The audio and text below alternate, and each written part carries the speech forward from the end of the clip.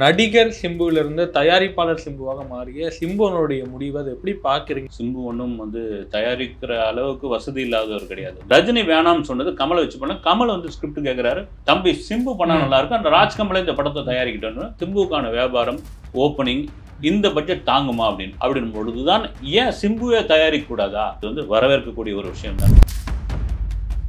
இந்த ஸ்கிரிப்ட் மேல சிம்பு நம்பி இருக்கலாம், தன்னுடைய திரை வாழ்க்கைக்கு ஒரு பெரிய ஹிட்டா இருக்கும் அப்படின்னு. அவர் தக்லை படத்தை நம்பி இருக்காரு. அந்த படம் சிம்புவோட இதுவே வேற மாதிரி மாறும் அப்படின்னு.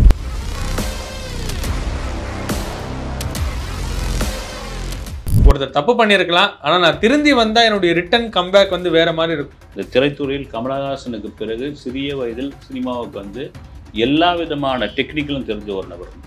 இது என்னன்னா, இந்த சின்சியாரிட்டி ரொம்ப ரொம்ப எல்லா துறைக்கும் தேவை, சினிமாவுக்கு இது முக்கியமாக தேவை, சிம்புக்கு இது அவசியம் தேவை. நீங்க சொல்ற மாதிரி இனி வரும் படங்களில் இதை ஃபாலோ பண்றாரு. இந்த இடத்தை பிடிக்கிறதுக்கு எவ்வளவு பெரிய போராட்டம், எவ்வளவு பெரிய காயங்கள், எவ்வளவு பெரிய வலி, இதெல்லாம் தாண்டி தான் வந்திருக்கு. அதே போலதான் நீங்க அஜித்தை எந்தவித பின்புலமும் இல்லாமல் நீங்க விடாமுயற்சின்னு ஒரு படம் ஓப்பனிங்கே பாத்தீங்கன்னா அவ்வளவு ஒரு மாசு. அந்த இடம் சாதாரண இடம் கிடையாது. நிச்சயமாக சிவகார்த்திகேயன் யதார்த்தம் தெரிஞ்ச ஒரு நடிகர். சினிமா முன்ன மாதிரிலாம் கிடையாது. இன்னைக்கு ரொம்ப குறுகிய காலம், புகழும் அந்த சம்பளமும் ஒரு குறுகிய காலத்துக்குள்ளேயே பாத்தீங்கன்னா அதுக்குள்ள ஃபீல்ட் அவுட் ஆகிறது, இந்த மாதிரியான விஷயங்கள் நடந்து போகுது. அடுத்தடுத்து ஆட்கள் உள்ள வராங்க. அதுக்குள்ள நம்மளுக்கு புத்திசாலித்தனமா என்ன நம்ம மாசம் பயன்படுத்தி என்ன சம்பாதிக்கணும், என்ன புகழ் அடையணும்ன்ற ஒரு விஷயம் பல பேருக்கு வந்துட்டாங்க. அது சிவகார்த்திகேயன் வந்துட்டாங்க. தொடர்ச்சியா ஒரு ஹீரோ மீதான விமர்சனம் இருக்கு. அந்த விமர்சனத்துக்கு எதிர்வினை ஆற்றாமல் இருந்ததுதான் சிவகார்த்திகேயனுடைய பலமா நான் நினைக்கிறேன். நீங்க என்ன வேணாலும் சொல்லிட்டு போங்க, நான் வேலையை பார்த்துக்கிட்டு இருக்கேன், அதுதான் அவருடைய பலமான.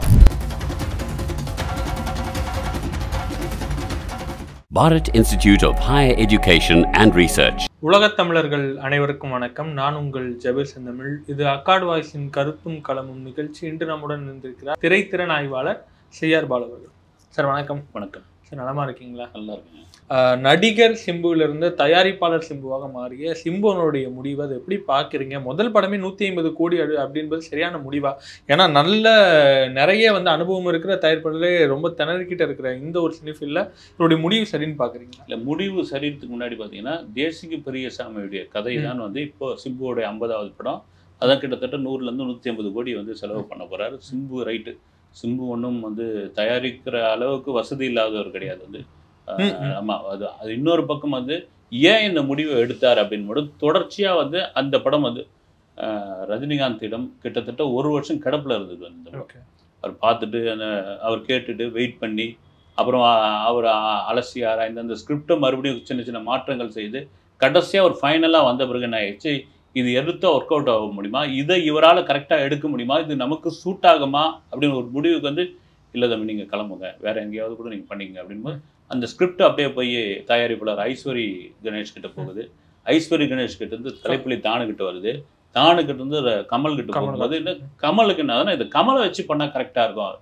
ரஜினி வேணாம்னு சொன்னது கமலை வச்சு பண்ண. கமல் ஸ்கிரிப்ட் கேட்கிறாரு, உண்மையில நல்லா இருக்கு, நான் பண்றதை விட தம்பி சிம்பு பண்ணா நல்லா இருக்கும், அந்த ராஜ்கமலை இந்த படத்தை தயாரிக்கிட்டோன்னு ஆரம்பிச்சு அதுக்கான வேலைகள்லாம் நடந்துட்டு இருக்கு. போய் மார்ஷல் ஆர்ட்ஸ் போய் கற்றுக்கிறது, தாய்லாந்துலயும் லண்டன்லயும் போய் அதுக்கான பயிற்சி எடுக்கிறது, அப்புறம் கெட்டப்பை மாத்துறது, யார கூட டெஸ்ட் ரூட்லாம் பண்ணி பாக்குறாங்க. இப்போ என்னன்னா ராஜ்கமல்ல ஒரு பட்ஜெட் போட்டு பாக்குறாங்க அந்த படத்துக்கு. அது பட்ஜெட் போட்டு பார்த்தோன்னா அது பெரிய பட்ஜெட்டா போகுது. சிம்புக்கான வியாபாரம், ஓப்பனிங், இந்த பட்ஜெட் தாங்குமா அப்படின்னு. ஏன்னா தமிழ் சினிமாவில் நல்ல கலைஞனை தாண்டி மிகச்சிறந்த வியாபாரி வியாபாரின்னு எதை வச்சு சொல்றேன்னா அந்த அனுபவம் தான். நீங்க அமரன் இத்தனை கோடி அடிச்சிருக்கு அப்படின்னா அந்த அனுபவம் தான் காரணம். ராஜ்கமல் பிலிம்ஸோட அனுபவம் தான் காரணம் அப்படின்னு அவர் ஒரு முடிவுக்கு வராரு. இல்லை, இது தாங்காதுங்க அப்படின்னு. அங்கேருந்து அந்த கதை அப்படியே போயிடனோடனே துபாயில் இருக்கிற தொழிலதிபர் கண்ணன் ரவி, ராவணக்கோட்டன் ஒரு படம் வந்தது, அதனுடைய ப்ரொடியூசர் அங்கே போகுது. அவரும் அதை வச்சிருக்காரு. வச்சிருந்து அவருக்கும் சில பேர் அட்வைஸ் கொடுக்குறாங்க. ரைட்டு, ஏன் ஒரு 100 கோடி ரூபா 120 கோடி அவர் ரைட்டு, ஏன் இதில் போயிட்டு கொண்டு போய் நீங்கள் இது படத்தில் போடுறீங்க? அந்த 100-120 கோடி இருந்ததுன்னா நீங்கள் ஒரு 10 படம் எடுத்தீங்கன்னா 10 குரு டைரக்டரை உருவாக்கலாம், ஒரு டெக்னீஷியன்ஸ் உருவாக்கலாம், நிறைய பேருக்கு நீங்கள் வேலை கொடுக்கலாம். அப்படின் பொழுதுதான் ஏன் சிம்புவே தயாரிக்க கூடாதா, ஏன் இந்த கதையை வச்சு நான் அவர் போராடுற ஒரு கேள்வி வந்த பொழுதுதான் நானே தயாரிக்கிறேன்னு உள்ள வந்தது. வரவேற்கக்கூடிய ஒரு விஷயம் தான். நடிகர்கள் தயாரிப்பாளராக மாறினவங்க தான் அது தெரியும். நான் சிம்பு மட்டும் சொல்ல. ஏன்னா நடிகர்கள் இன்னும் விஷால் சிவகார்த்திகேயனே பார்த்தீங்கன்னா இந்த படத்துக்கு நம்ம சுதாகுங்கரா படத்துக்கு சம்பளம் வாங்காமல் லாபத்துல ஷேர்னு ஒரு விஷயத்துக்கு வந்திருக்காரு அப்படின்னு கேள்விப்படாது. எந்த அளவுக்கு உண்மை இல்லை, வரவேற்கக்கூடிய ஒரு உண்மை. தெலுங்குல நிறைய ஹீரோக்கள், மாஸ் ஹீரோக்கள் அந்த முடிவுக்கு வந்துட்டாங்க. அப்படிங்கும்போது சிம்பு தயாரிக்க வந்திருக்காருன்னா வரவேற்கக்கூடிய, இன்னொன்று அந்த ஸ்கிரிப்ட் மேலே அவருக்கு பெரிய கான்ஃபிடென்ட் இருக்குது. ரைட், ஓகே அப்படின்னு. Okay sir. இன்னொரு பக்கம் பார்க்குறோம், விஷாலை எடுத்துக்கிறோம், இல்லை விஷ்ணு விஷால் எடுத்துக்கிறோம், இல்லை வந்து சிவகார்த்திகேயன் எடுத்துக்கிறோம், எல்லாருமே தயாரிப்பு நிறுவனம் வந்து தொடங்கியிருக்காங்க. ஆனால் யாருமே வந்து ஒரு 70 கோடிக்கு இல்லை ஒரு 60 கோடிக்கு மேலேயே வந்து போட்டு படம் எடுத்தது இல்லை, அவங்க வந்து ஹீரோவாக நடித்தாலும் கூட. ஆனால் சிம்பு அவர்கள் 150 கோடி நம்புவதற்கான காரணம் என்ன? நீங்கள் சொன்ன மாதிரி எல்லாருமே பேசுகிற ஒரு கேள்வியாக என்னவா இருக்குன்னா, அவருக்கு அவ்வளோ பெரிய ஓப்பனிங் இருக்கா? சிம்பு அவர்களுக்கு முதல் நாள் கலெக்ஷன் இவ்வளவு எந்த ஒரு படமே அதிகமாக எடுத்ததில்லை, இவ்வளவு 150 கோடி வசூல் செய்கிறவர்களுக்கு கெப்பாசிட்டி சிம்பு அவர்களுக்கு இருக்கான்ற கேள்வி தான் முன் வைக்கிறாங்க. இதை நீங்கள் எப்படி பார்க்குறீங்க? இல்லை, 2 விஷயம் பார்க்கலாம். அது 150 கோடின்னு அவங்க பட்ஜெட் சொல்கிறாங்களே, அதை வந்து ஒரு ஒரு ஒரு டைரக்டர் நினச்சா 70 கோடியில் கூட எடுக்கலாம். மேபி வந்து எப்படி வேணாலும் இருக்குது டெக்னிக்கலாக வந்து. ரைட், அது 150 கோடியாக கூட இருக்கட்டும். நீங்கள் சொல்கிற மாதிரி ஒரு நம்ம கணக்கு பார்த்துருப்பாங்க வந்து, இது மாதிரி வந்து ஒரு ஓப்பனிங் இருக்கா, ஒரு பிஸ்னஸ் இருக்கான்னு. அதை தாண்டி இந்த ஸ்கிரிப்ட் மேலே சிம்பு நம்பி இருக்கலாம். ஓகே, இந்த ஸ்கிரிப்ட் தன்னுடைய திரை வாழ்க்கைக்கு ஒரு பெரிய ஹிட்டாக இருக்கும் அப்படின்னு. ஏன்னா அவர் வந்து தக் லைஃப் படத்தை நம்பியிருக்காரு. தக் லைஃபில் முதல் நிலை கதாநாயகன் கமலஹாசனாக இருந்தாலும் வந்து சிம்புக்கு ஒரு தனி இது இருக்காங்க. அந்த படம் வந்து சிம்புவோட இதுவே வேற மாதிரி மாறும் அப்படின்னு. அந்த வெற்றி தனக்கு இந்த மாதிரியான படங்களுடைய பிஸ்னஸுக்கு பெரிய உதவியாக இருக்குன்னு சிம்பு நினச்சிருக்கலாம். ஓகே, ஆமாம், அதனால இந்த ரிஸ்க் தான் அது எடுத்திருக்காருன்னு கூட சொல்லலாம். Okay, okay sir. இன்னொரு பக்கம் பார்க்குறோம், பிறந்த நாள்லேயே வந்து ஒரு 2-3 படங்களுடைய அப்டேட். யார் யாரெல்லாம் சிம்பு வேண்டாம், சிம்பு வந்து ஷூட்டிங் ஸ்பாட்டுக்கு ஒழுங்காக வரமாட்டார், எத்தனை வந்து குற்றச்சாட்டுகளை வச்சாங்களோ இன்னைக்கு சிம்புவுடைய கதவை தட்டி கொண்டு இருக்காங்க. சிம்பு தன்னிலையை வந்து மாறிட்டாரு, ஷூட்டிங் ஸ்பாட்டு கரெக்டாக வரும்னு சொல்கிறாங்க. இது எப்படி பார்க்குறீங்க? ஒருத்தர் தப்பு பண்ணியிருக்கலாம், ஆனால் நான் திருந்தி வந்தால் என்னுடைய ரிட்டர்ன் கம்பேக் வந்து வேற மாதிரி இருக்கும் அப்படின்ற ஒரு விஷயமா அது இருக்குது. இது எப்படி பார்க்குறீங்க? இது சிம்பு வந்து ரொம்ப காலம் தாழ்ந்த ஒரு முடிவாக எடுத்திருக்காருன்னு தான் எனக்கு தோணுது. நம்ம திரும்பவும் சொல்லுதான், இந்த திரைத்துறையில் கமலஹாசனுக்கு பிறகு சிறிய வயதில் சினிமாவுக்கு வந்து எல்லா விதமான டெக்னிக்கலும் தெரிஞ்ச ஒரு நபர் இருந்துச்சு. ஓகே, நீங்கள் இடையில கூட யாரோ ஒரு கேமராமேன் சொல்லியிருந்தார், என்ன ஃபில்டர் போட்டிருக்கோம், என்ன லென்ஸ் வச்சுருக்கோம், என்ன மாதிரி லைட்டிங் பண்ணியிருக்கோன்னு மார்க் போடாமலே போய் நிற்கக்கூடிய ஒருத்தர், அந்த ஃபில்டரையும் அந்த லென்ஸையும் மாற்றும் போது அந்த மார்க்கை விட்டு விலகி கரெக்டான மார்க்கில் போய் நிற்கக்கூடியவர். அந்த அளவுக்கு டெக்னிக்கலாக நாலேஜ் தெரிஞ்ச ஒரு நபர் வந்து. ஆனால் என்னன்னா கமலஹாசனும் இதே மாதிரி டெக்னிக்கலாக தெரிஞ்சவர். அவர் என்னன்னா சின்ன வயசில் இந்த மாதிரியான வசதிகள் இல்லை அவருக்கு வந்து. அந்த போராட்டம் இருந்தது வந்து, நம்ம எப்படியாவது வந்தாகணும்னு. அதனால் சினிமாவை முழுமையாக நேசிக்க ஆரம்பித்தார். நெளிவு சுழிவுகளுக்கு ஏற்ற மாதிரி அவர் பயணப்பட்டார். சிம்பு ஆரம்பத்தில் சொன்ன மாதிரி வந்து ஒரு 6 மணிக்கு கால் ஷீட் அப்படின்னா 10:30 மணிக்கு வருது, அப்புறம் வந்து 7 மணிக்கு கிளம்பி போகிறது. ஆனால் அவர் கூட நடிக்கிறவங்க சொல்கிறது என்னென்னா, சார் 10 மணிக்கு வந்தாலும் வந்து அவர் ஒரு 5 சீன் நடித்த பிறகு அந்த கோவம்லாம் நமக்கு மாறிடும், ஒரு 3 டேக் பண்ண பிறகு அந்த கோவம்லாம் மறைஞ்சிடும். ஆனால் தவறான ஒரு விஷயம்தான். ஏன்னா ஆரம்ப கட்ட காலத்தில் சிவாஜி கணேசன்லாம் சொல்லுவாங்க வந்து, 8 மணிக்கு கால் ஷீட்னா 6:30 மணிக்கு வித் மேக்கப்போடு உட்காந்துருப்பாரு. ரஜினிகாந்தே சொல்லிட்டு இருப்பாங்க. விஜயம் அப்படியேப்பட்டவர் தான். வெங்கடேஷே சொல்லியிருக்காரு. பகவதின்னு ஒரு படத்துக்கு அப்போ ட்ரெயினில் தான், ஃப்ளைட்டு கூட இல்லைன்னா, ஆந்திராவில் ஷூட்டிங்கை முடிச்சுட்டு இங்கே வந்து இறங்கும் பொழுது சென்ட்ரல் ரயில்வே ஸ்டேஷனில் 7:45. அப்போ சிவாஜி கார்டன், இப்போ டிஎல்எஃப் இருக்கு இல்லைங்களா, சிவாஜி கார்டன், அங்கே வந்து ஒரு சாங் எடுக்கணும் சார், ஒரு 10:30 மணிக்கு வர முடியுமான்னு கேட்குறேன்.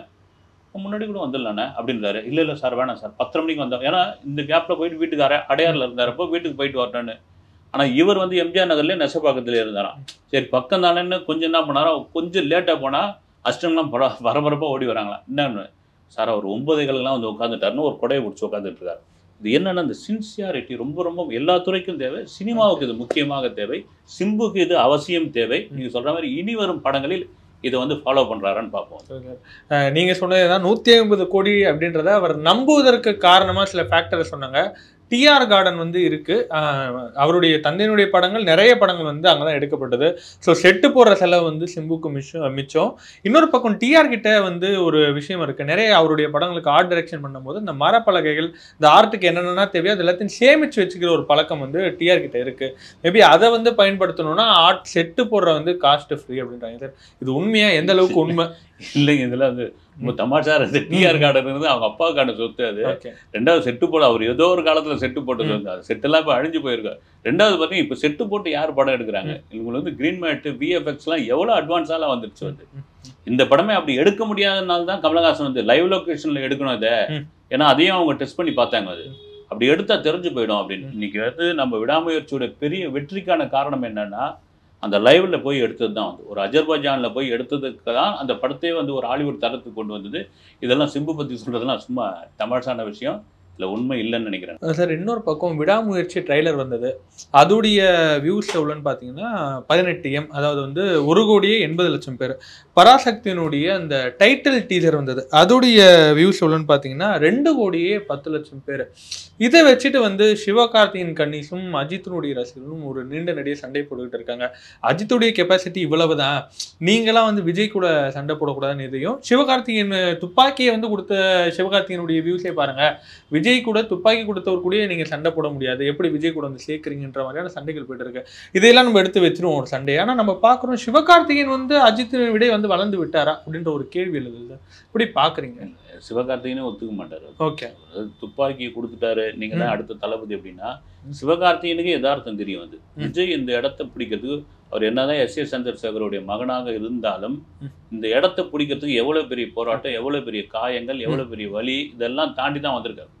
அது சிவகார்த்திகேயன். அதே போலதான் நீங்க அஜித்தை எந்தவித பின்புலமும் இல்லாமல் நீங்க விடாமுயற்சின்னு ஒரு படம் ஓப்பனிங்கே பார்த்தீங்கன்னா அவ்வளோ ஒரு மாசு, டிக்கெட்லாம் சோல்ட் அவுட்டு, முதல் நாள் கலெக்ஷனு கிட்டத்தட்ட 30 கோடி அப்படின்றாங்க தமிழ்நாடு வரைக்கும். அப்படின் பொழுது அந்த இடம் சாதாரண இடம் கிடையாது. நிச்சயமாக சிவகார்த்திகேயன் யதார்த்தம் தெரிஞ்ச ஒரு நடிகர் வந்து பக்கத்தில் இருக்கிறவங்க என்னதான் அவங்களுக்கு இது பண்ணி விட்டாலும் அது எப்பா என் கெப்பாசிட்டி என்னன்னு தெரியும். உன்னை எறிந்தால் நீ உன்னை எறிந்தால் மாதிரி தான் நம்மளை நாமே அறிஞ்சுக்கிட்டா தான் வந்து உண்டு. அதனால் எனக்கு தெரியும். சும்மா அந்த ஃபேன்ஸ் இந்த சோஷியல் மீடியாவில் இவங்க பண்ணுற வேலை தான். இந்த ட்ரெய்லர் இவ்வளோ ஓடிச்சு, உங்களுக்கு அவ்வளோ ஓடிச்சு அப்படின்ற ஒரு விஷயங்கள்லாம் வந்து அதை எனக்கு தெரிஞ்சு எல்லாரும் அதை ஏற்றுக்கக்கூடிய சிவகார்த்திகேயன் இன்னும் ஒரு புத்திசாலி வந்து.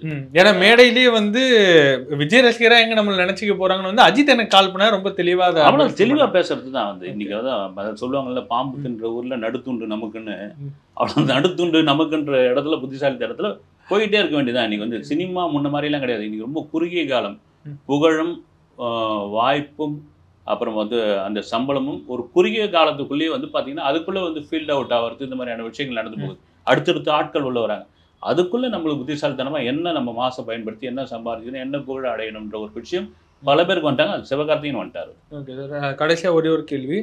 நம்ம இந்த பராசக்தி டைட்டில் டீசர்லேயே பார்க்குறோம், ஒரு டீசர் வந்தால் 2,10,00,000 பேர் பார்க்குற அளவுக்கு இது நிறைய மாஸ் ஹீரோக்களுடைய அவங்களுடைய ட்ரைலரே வந்து பல நாட்களாகியும் வந்து படைக்காத சாதனை பராசக்தியினுடைய அந்த டைட்டில் டீசர் படைத்திருக்கு. இந்த வளர்ச்சி, சிவனுடைய இந்த வளர்ச்சியை எப்படி பார்க்குறீங்க?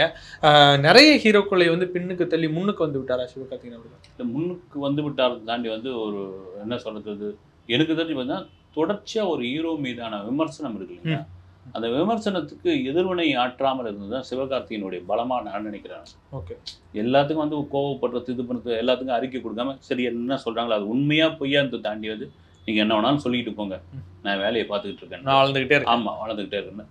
அதுதான் அவருடைய பலமான கருத்துக்களை நேரத்தை வந்து நன்றி. வணக்கம்.